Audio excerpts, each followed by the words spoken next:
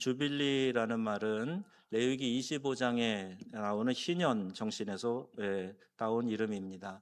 희년 50년이 되는 해를 말하죠. 이 희년에는 빚의 탕감 그리고 종은 다 자유자가 됩니다. 그러니까 어떻게 됐든 종살이에 들어간 사람들, 재산을 다 탕진하고 머슴살이 하는 사람들 있잖아요. 그런 사람들도 다 원래 자유의 신분으로 되돌려주고 땅도 원주인에게로 돌려줍니다. 이런 제도가 이제 희년 제도인데요. 그 정신을 가지고 이 주빌리 기도 모임은요, 이 희년에 한반도의 평화 통일을 꿈꾸면서 기도하는 초교파 기도 운동으로 시작이 됐어요. 20여 년 벌써 됐거든요. 어제는 상당교회 청주에 가서 함께 전국에 있는 36개 지역의 주빌리가 다 모여서 기도회를 한 거예요. 그래서 많은 분들이 다 온 건 아니죠. 또 토요일이라 모이기가 쉽지 않았는데 그래도 그냥 천여 명이 모인 것 같아요. 꽉 차가지고 거기서 함께 기도하는데 그 기도 소리에 너무 감동이 되었고요. 이렇게 많은 교회들이 전국에서 함께 나라를 위해서 통일을 염원하며 기도할 수 있다는 사실 자체가 가슴 뭉클한 감동이었습니다. 손을 잡고 눈물을 흘리고 이 땅의 회복과 통일을 위해서 한 마음으로 부르짖는 그 모습이 지금 제 마음에 아주 눈에 선하고 아주 감동이 우리 가운데 있어요. 우리 교회에서는 7명 참여를 했는데요. 또 이제 신태인 교회에서 또 은성교회에서 이렇게 같이 가서 함께 기도하면서요. 야, 이렇게 함께 막 기도하는데 막 개굴개굴개굴 하는 소리처럼 막 이 예배당 전체가 막 그 기도 소리에 이렇게 진동을 하면서 너무너무 감격스러운 그런 시간이었습니다. 19세기의 미국의 위대한 전도자 D.L. 무디가 이런 고백을 했어요. 나는 하루에 2시간씩 기도하지 않고서는 복음 사역을 감당할 수 없었다. 해야 할 일이 많은 날일수록 기도를 더 많은 시간 기도를 드렸다. 더 기도가 필요했다. 그렇게 얘기해요. 그런데 무디의 이 사역 가운데 잘 알려지지 않은 비밀이 있었는데요. 그가 집회를 열 때마다, 즉 말씀 전하고 강단에 설 때마다 이 뒤에서 이 무대 밑에서 강단 밑에서 기도하는 중보기도 팀이 항상 따라다녔어요. 여러분 아시는 생키라고 하는 위대한 그 찬양 사역자가 있었잖아요. 그 사역자가 마음의 문을 확 열도록 은혜로운 찬양을 불러요. 우리 실로암 찬양대가 찬양하듯이 설교 전에 하듯이 그렇게 찬양을 부르면 성도들이 은혜를 받고 마음을 확 열잖아요. 근데 그게 다가 아니에요. 설교 시간에 또 설교 시간 전에 말씀 전하는 순간에 그 함께 기도하던 그 중보기도팀이 있었기 때문에 이 놀라운 부흥의 역사가 무디를 통해서 나타나게 되었다는 거예요. 그 중에 한 사람인 헨리 밀라드라고 하는 이분이 있는데 장애자 성도예요. 몸이 장애자예요. 그런데 무디가 어느 도시에서 집회를 하든 본인이 따라가든 못 가든 그 시간에 꼭 무릎을 꿇고 그 시간에 맞춰서 기도했다는 겁니다. 훗날 무디가 이런 고백을 했어요. 내 사역의 열매는 나의 설교가 아니다. 그 뒤에서 기도한 성도들의 것이다. 자, 이렇게 진솔하게 고백을 합니다. 마태복음 18장 말씀을 통해서 기도 모임이 왜 우리 성도들이 마땅히 해야 될 가장 중요한 사역인가 이 말씀을 전하려고 그러고요. 마침 어제도 이 기도에 대한 특별히 합심 기도에 대한 너무너무 좋은 말씀들 설교하신 박동찬 목사님이 그 얘기를 해주셨는데 참 감동이 있었어요. 세 가지의 경험담, 예화를 얘기를 했는데요. 제가 시간 되는 대로 여러분에게 한번 전달하려고 합니다. 그래서 여러분이 이 합심기도, 중보기도가 얼마나 능력이 있고 얼마나 힘이 있는가 그걸 우리가 한번 좀 다시 깨달아야 될 것 같아요. 기도의 능력은 정말 대단합니다. 정말 나의 작은 신음소리까지도 하나님이 응답하시는 것 같은 그런 일들을 저도 요새 경험을 해요. 하나님 정말 이렇게 관심이 많으시구나. 그래 제 뜻대로만 다 들어주시는 건 아니지만 제 간구한 기도를 하나님께서 이렇게 기억하고 이것 봐라 하고 놀라는 일들이 좀 계속 일어나고 있어요. 여러분 오늘 본문에 보면 우리가 바르게 이해하기 위해서 이 본문의 배경과 문맥을 좀 살펴봐야 되는데요. 마태복음 18장을 교회 공동체의 담화다 이렇게 부릅니다. 예수님께서 제자들에게 공동체 안에서 어떻게 관계를 맺고 어떻게 서로가 서로를 돌아보며 어떻게 하나님 앞에 함께 서야 하는가 이것을 가르치고 있는 그런 장입니다. 앞에서는 어린아이와 같이 겸손, 또 잃은 양의 비유가 나오고, 그리고 형제가 죄를 범하였을 때의 처리 방식, 자, 이런 것들이 18장에 다 나오고 있어요. 그리고 거기에 중요한 단어가 언급되는데 매고 푸는 그런 단어예요. 맨다라는 말과 푼다라는 단어가 나오는데 둘 다 이제 헬라어 원문으로 보면요, 미래 완료 수동태입니다. 이게 어떤 의미냐 하면 지금 당장에 매는 거예요. 기도하는 그 순간, 합심 기도를 하는 그 순간에 하늘에서 매이고 땅에서 푸는 그 순간에 하늘에서 푼다. 자, 이런 의미의 문법적인 특징을 갖고 있어요. 자, 그러니까 여러분 중보 기도를 하면서 지치고 뭐 오래 공을 쌓아야 되는가 보다, 그게 아니고요. 기도하는 이 순간에 하나님이 들으시고 하늘에서 역사하신다. 자, 이렇게 해석할 수 있는 그런 부분입니다. 뭘 메고 뭘 푸느냐? 여러분 마귀의 권세를 묶는 거예요. 그리고 묶여 있는 자들을 풀어주는 겁니다. 여러분 기도하면서 질병도 하나의 묶임이거든요. 이 묶임이 풀어지는 역사가 있기를 축복합니다. 마음의 질병, 육신의 질병, 나의 영적인 연약함, 이게 다 묶임이에요. 이 묶임에서 풀어져야 자유롭게 신앙생활할 수가 있고요. 그리고 그 묶임에서 풀려나야 내가 시원한 영적인 삶을 살아갈 수 있다는 거예요. 우리 이강천 목사님이 목회자 훈련원, 바나바 훈련원이죠. 그걸 하시고 은퇴하신, 지금도 활발하게 집회 다니시면서 치유 사역도 하시고 그러세요. 80이 이제 넘으셨어요. 근데 이 목사님이 간증하시는데요, 한참 이 전성기 때 왕성할 때 이렇게 복음 전하러 막 전 세계를 다니셨어요. 저희 아프리카 있을 때 거기까지 오셨으니까요. 중국에 갔는데 거기에 그냥 수천 명이 모여서 집회를 하는 거예요. 그런데요, 거기에서도 축사 신유 사역을 하셨는데 어떤 사람이 이렇게 막 귀신 들린 것처럼 정말 자기 의식이 없고 그렇게 해가지고 올라왔어요, 무대에서. 근데 기도해 준다고 기도를 하는데 기도가 잘 안 되는 거예요. 이렇게 안수기도 해주거나 그럴 때 좀 느낌이 있어요. 아, 이분에게 기도가 잘 들어간다는 느낌이 있고, 받아들인다는 거죠. 제가 표현을 이렇게 했는데 기도를 이분이 잘 듣고 아멘으로 화답하고 기도가 영으로 통하고 이런 느낌이 있거든요. 근데 어떤 분들은 딱딱한 돌 같아서 막 튕겨 나오는 것 같은 느낌이 있을 때도 있어요. 근데 이 목사님이 그런 느낌을 받으신 거예요. 기도하는데 도대체 이 기도가 이 사람에게 안 먹히는 것 같은 느낌이 들었대요. 근데 하나님이 그때 깨달음을 주셨는데 영안을 열어주신 거죠. 야, 봐라. 그런데 이 자매가 꽁꽁 묶여 있더라는 겁니다. 이렇게 묶여 있는 거예요. 그래서 지금 생수와 같은 말씀을 이렇게 갖다 주는데 이 말씀을 마셔야 되잖아요.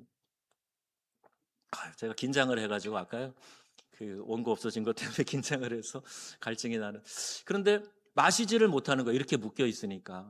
먼저 푸는 기도를 해라. 그래서 하나님이 알려주신 대로 이 자매의 결박을 푸는 기도를 하니까 정말 모습이 달라지고 눈동자가 달라지고, 그러면서 말씀을 들어가게 되고 기도할 때 이 축사가 일어나고 신유 회복이 일어나는 역사가 있게 되었다는 거예요. 제가 그 간증을 들을 때도 생각을 했는데요, 중보 기도는 묻고 푸는 사역입니다. 여러분 꼭 이 기도에 합심하여 기도하시고요, 슬렁슬렁하고 짧게 하고 마는 게 아니라 정말 우리 교회에도요 막 개구리 울음소리처럼 와글와글한 그런 통성 기도 여러분들 경험할 수 있으면 좋겠습니다.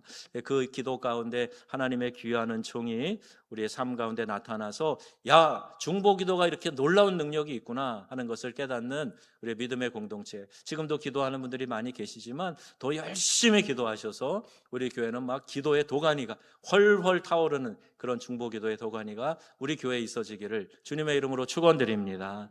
19절에 예수님은 더 구체적으로 말씀하시는데요, 진실로 다시 너희에게 이른다, 너희 중에 두 사람이 땅에서 합심하여 무엇이든지 구하면 하늘에 계신 내 아버지께서 그들을 위하여 이루시리라.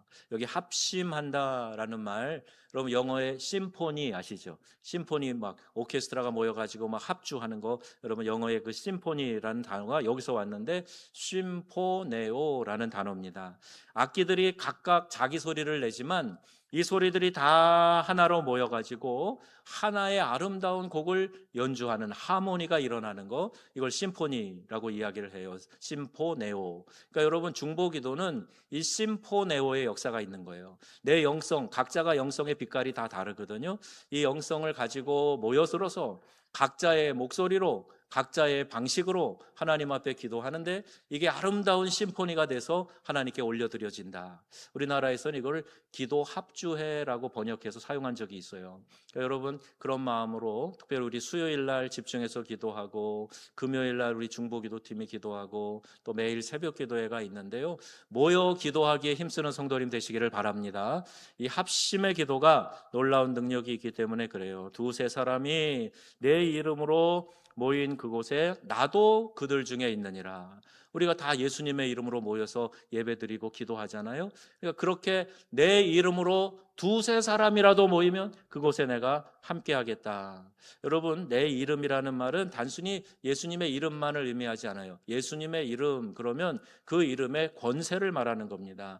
예수님의 권위 아래 예수님의 뜻을 위하여 예수님께 속한 자들이 모인다. 그게 바로 내 이름으로 모인다. 그 의미가 되는 것이죠. 숫자의 크고 작음의 문제가 아닙니다. 두세 사람이라도 예수님의 이름 앞에, 그 권위 앞에, 그리고 그분의 뜻에 순종하여 모인 자들이 있을 때 나도 그들 중에 함께 있겠다, 임재하겠다, 이렇게 말씀하고 계시는 거예요. 기도 모임은 단순한 인간의 종교 집회가 아닙니다. 살아계신 우리 주님과 인격적으로 만나는 자리예요. 그래서 합심해서 기도할 때요, 나도 알지 못하는 영적인 고향이 일어납니다.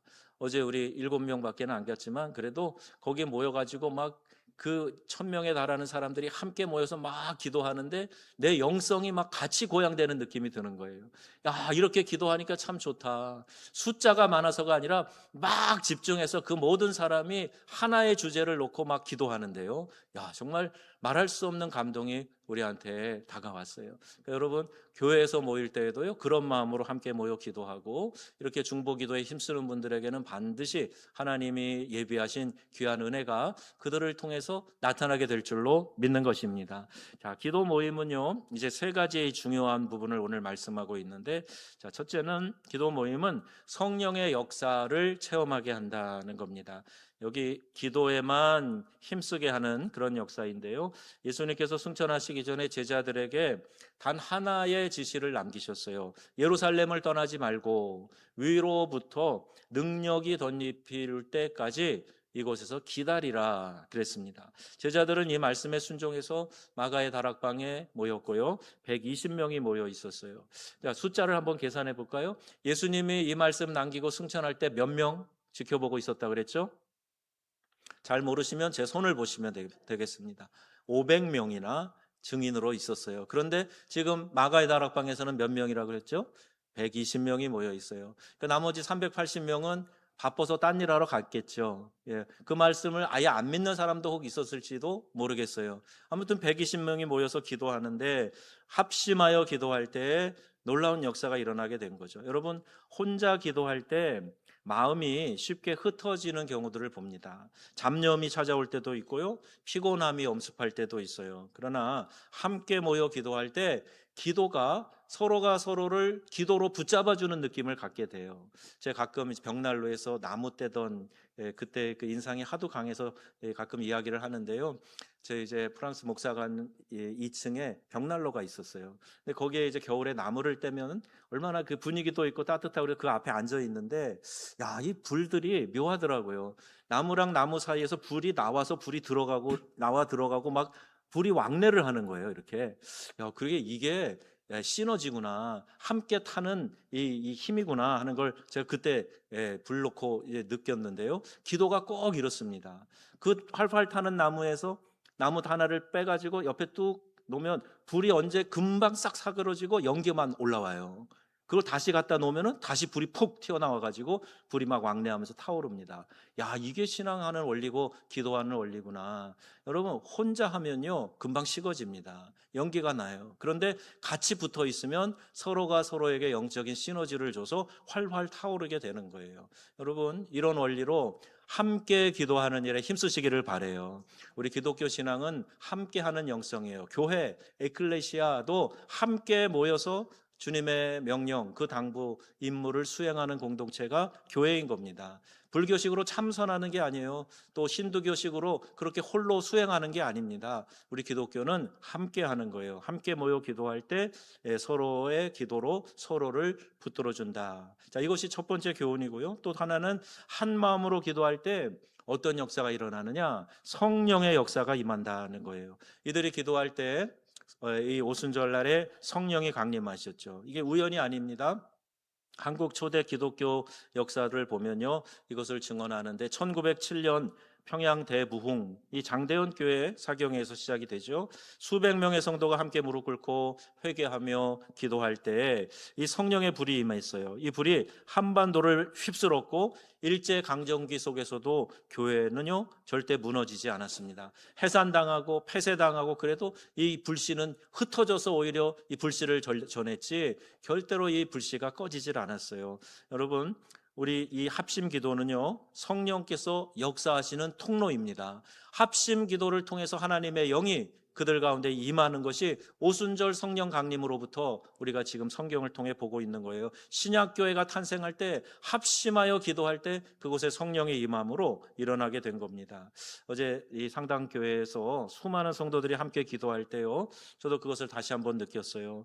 각자의 말이 다르고 어떤 사람은 방언으로 기도하고 어떤 사람은 소리를 크게 내서 기도하고 어떤 사람은 이렇게 마음을 모아서 정성 다해서 막 이렇게 기도하는 그 모습이 다 다르지만, 억양이 다르지만 또 기도의 내용도 다를 수 있겠지만, 그러나 한 마음이 되어서 같은 목적을 향해 주제를 놓고 기도할 때 성령의 하나 되게 하심, 그리고 그 성령의 심포니, 이것을 느낄 수가 있었던 것이지요. 여러분, 이런 기도의 능력이 우리 교회에도 충만하게 임하게 되기를 주님의 이름으로 축원드립니다.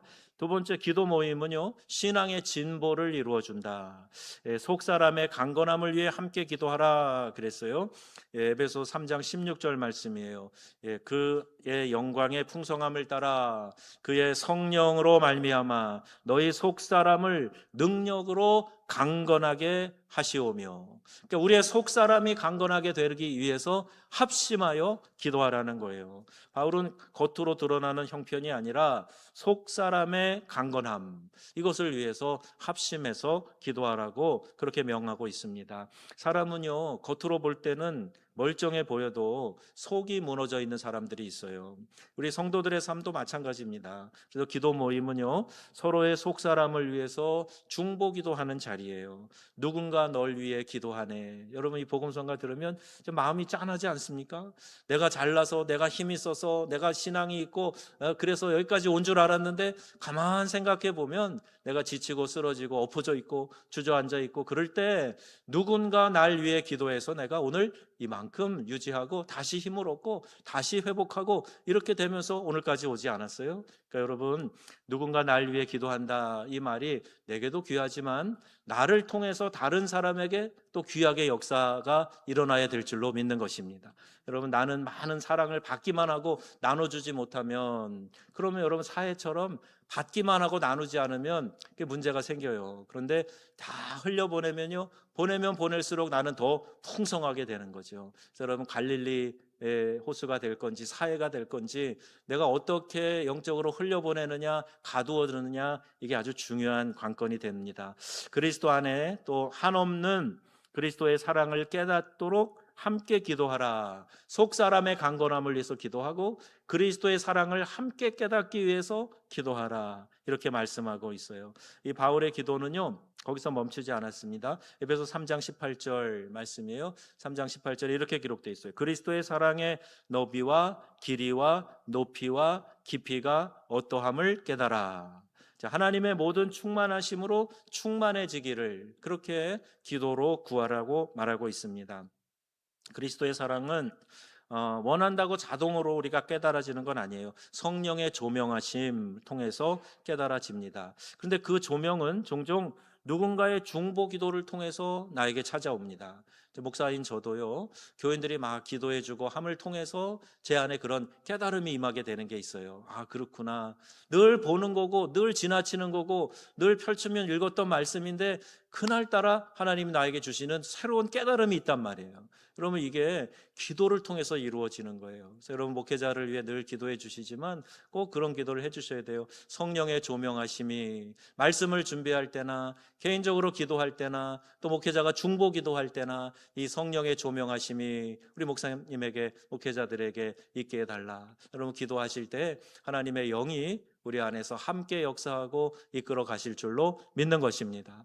기도 없이는 안 돼요. 기도 없이는 사역을 이룰 수가 없어요. 기도 없이는 우리의 신앙 자체가 바르게 서 있을 수조차 없습니다. 기도함으로 우리의 신앙이 유지되고 우리의 영성이 새로워지게 되는 거죠. 또 세 번째, 기도 모임은 하나님의 응답을 확인하게 해줍니다. 어려운 문제를 놓고 함께 기도할 때에, 여기 보면 헤로드 왕의 핍박으로 야고보가 순교하고 또 베드로가 옥에 갇혔잖아요. 근데 교회의 깊은 두려움이 드리워져 있는 그때입니다. 근데 성도들이 선택한 것은 뭐냐? 인간적인 대책이 아니었어요. 처음 야고보가 갈 때는 아마 우왕좌왕했을지 몰라요. 설마 이런 일이. 그런데 이 초대교회 수장인 야고보가 가고 베드로마저 잡혀 들어가고 죽게 생겼으니까 이제 비상이 걸린 거예요. 기도 비상을 걸었어요. 그래서 교인들이 모여가지고 뭐 그냥 슬렁슬렁 했겠습니까? 막 강력하게 하나님 앞에 합심하여 기도했더니 베드로가 어떻게 됐어요? 옥에서 그냥 걸어 나오는 역사가 일어났어요. 아, 이런 일들은 중보 기도를 통해 일어나는 겁니다. 여러분, 기도 없이 기적을 구하지 마세요. 여러분, 이거는 솔직한 마음이 아니잖아요.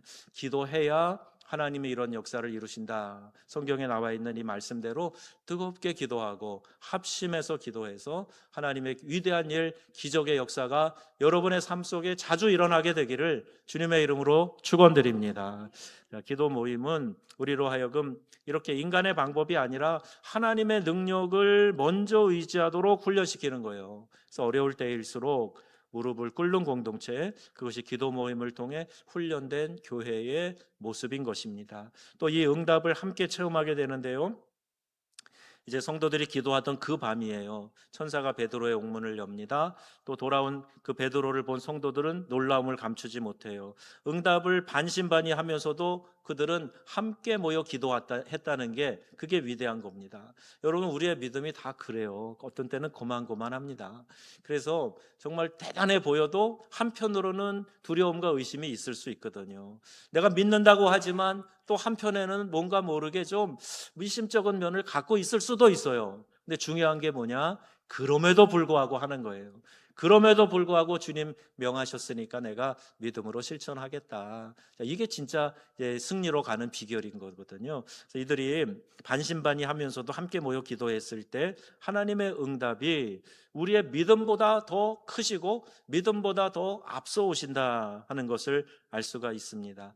완전한 확신이 없어도 함께 모여 무릎 꿇는 것만으로도 하나님은 역사하신다. 여러분, 꼭 기억하셔서요, 내가 계란으로 바위를 치는 것 같은 그런 상황에 여러분들이 기도하고 있어도 여러분, 희한하게 그 계란이요, 바위를 깨뜨려 버리고 뚫어 버리는 역사가 일어나는 것을 보게 된다는 거예요. 이 기도의 능력을 여러분이 활용하실 수 있기를 축복합니다.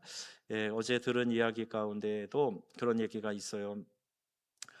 제가 준비한 예화는 그게 아닌데요, 어제 들은 이야기로 제가 좀 바꿔서 전해 보겠습니다. 제 수정 원고에는 있는데, 뭐냐면 우리 박동찬 목사님이 세 가지 예화를 하셨는데요, 두 가지는 이제 본인이 직접 현장에서 경험한 얘기를 하셨어요. 근데 그 중에 하나가 인도네시아에 이제 교회가 이제 목사님이 이제 방문했는데, 인도네시아의 이제 선교사님 안내에 따라서 이제 차가 들어갈 수 없는데 이렇게 오토바이 같은 걸 타고 가셨대요. 근데 거기 가는데 마을이 이렇게 언덕 쪽에 이렇게 있는가 봐요. 마을로 올라가는데 한 100여 명의 사람이 내려오고 있더라는 거예요, 남자들이. 그래서 선교사님한테 저게 뭐예요? 그랬더니 여기 이제 이슬람 회교 지역인데 기도 시간이 돼가지고 그들이 지금 기도하러 기도처로 내려오고 있는 겁니다.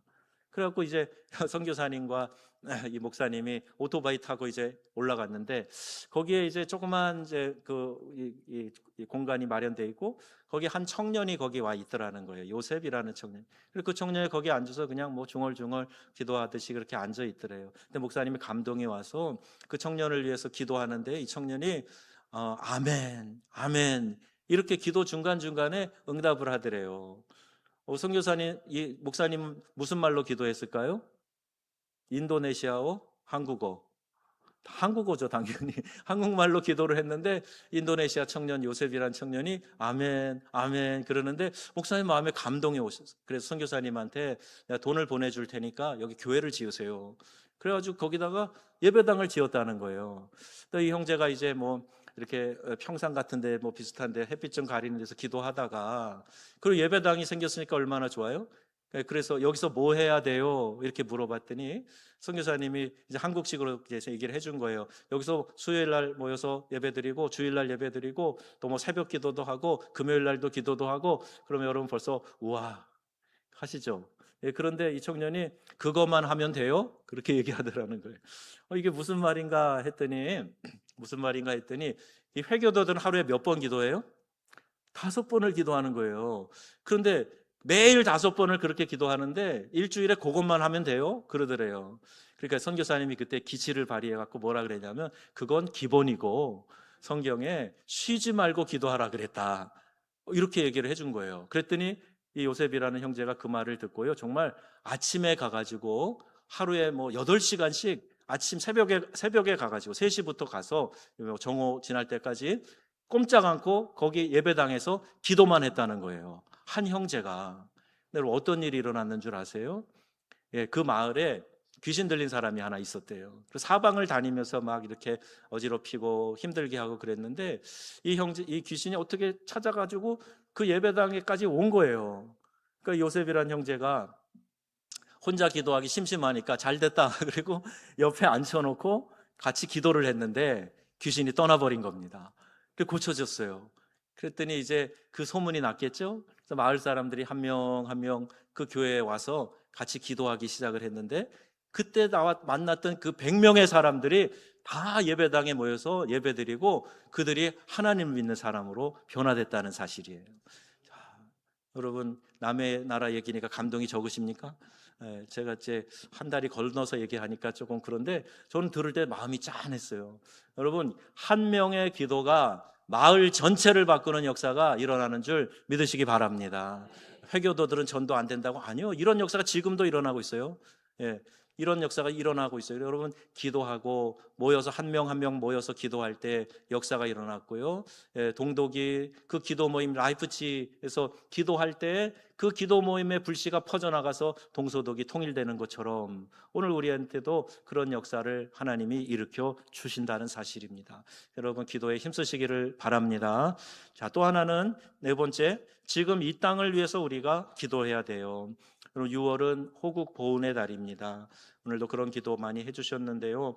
6월 우리가 정말 이 한 달만이라도 더 집중해서 나라를 위해서 기도해야죠. 지금 참 어려운 때 아닙니까? 나라가 자꾸 이렇게 갈라지고 찢어지고 그러는데 나라를 위해서 기도하고 통일을 준비하는 그런 영적 환경이 만들어지게 해달라. 땅의 통일도 중요하지만 사람의 통일이 먼저 일어나야 되는데 이 대한민국 남쪽에서도 벌써 이렇게 찢어지고 갈라지고 그러면 어떻게 우리가 북한을 맞이할 수가 있겠어요? 그러니까 여러분 사람의 통일을 위해서 사람들을 배제하고 갈라놓고 하면 안 되고요. 포용하고 사랑하고 그래서 교회가 그런 신학으로 잘 정립돼 있을 때 그때 남과 북이 열리지 않나 저는 이렇게 바라보고 있어요. 통일은요 사람은 안 된다 불가능하다 별소리 다 해도요 하나님이 하시면 순간에 일어나는 사건입니다. 그러니까 여러분 우리가 할 일은 기도하면서 준비하는 일이에요. 함께 통일을 위해서 이 민족을 위해서 기도해야 되고요. 곧 6.25도 다가오지만 우리 지금 정전 상태예요. 76년 이 시간 동안에 너무나 오랫동안 갈라져 있고 나눠져 있고 그러니까 그냥 별일 없이 지나갈 것처럼 생각하지만 여러분 지금은요 잠시 전쟁을 쉬고 있는 휴전 기간입니다. 그냥 함께 기도해야 되고 이 나라에 다시는 그런 전쟁이 동족상잔의 비극이 일어나지 않도록 우리가 함께 이 주빌리 희년을 생각하면서 하나님이 풀어주실 날, 자유케 해주시는 날, 그날을 소망하면서 기도해야 된다는 사실이에요. 사랑하는 성도 여러분, 우리가 기도의 자리에 있어야 됩니다. 전쟁의 총칼은 우리가 다 막을 수 없어도 무릎으로 이 나라를 지킬 수는 있어요. 그래서 여러분 이 한 달 우리 순국 선열들을 생각하시면서 우리는 신앙의 이유로 더 하나님께 가까이 나가야 되겠다, 이렇게 믿음의 결단을 하시는 저와 여러분들 다 되시기를 축복합니다. 오늘 기도의 4가지 의미 살펴봤어요. 기도 모임은 성령의 역사를 체험하게 하고 우리의 속사람을 강건하게 하고 하나님의 응답을 확실히 확신하게 하고 이 땅을 우리가 함께 서 가도록 이끌어주는 그런 기도라는 거예요. 예수님은 오늘도 약속하십니다. 2-3 사람이 내 이름으로 모이는 곳에 내가 그들과 함께 하리라. 예수님의 이름으로 함께 모여 무릎 꿇는 이곳에, 여기가 바로 거룩한 하나님의 장소이고 주님이 함께 하시는 곳이다. 여러분 이렇게 함께 우리가 기도하면서요 이 기도의 불씨를 좀 퍼뜨렸으면 좋겠어요. 교회가 이제 좀 사람들의 삶이 수준이 올라가고 조금 배부르고 등 땄으면 제일 먼저 안 하는 게 뭐냐, 예배 잘 안 드려요. 그리고 자꾸 이리저리 돌아다니고 그래요. 여러분 우리가 이럴 때일수록 더 역부로 하나님 앞에 막 나가야 돼요. 기도를 그냥 더 열심히 해야 돼요. 전에 내가 30분 기도하던 사람이었으면 거기다 여러분 한 20% 더 플러스 하세요. 그래서 더 기도하셔야 돼요. 그렇게 하나님 앞에 충성할 때요, 오늘 아침에도 드린 말씀처럼 그 작은 순종으로 말미암아 하나님의 놀라운 역사가 그 기도를 통해서 우리 가운데 임하게 된다. 여러분 이 사실을 꼭 기억하시고 우리 믿음으로 나아가시고 또 기도함으로 이 중보 기도가 얼마나 중요한가 깨달아서 함께 기도하는 우리 명성의 가족들 되시기를 주님의 이름으로 축원합니다.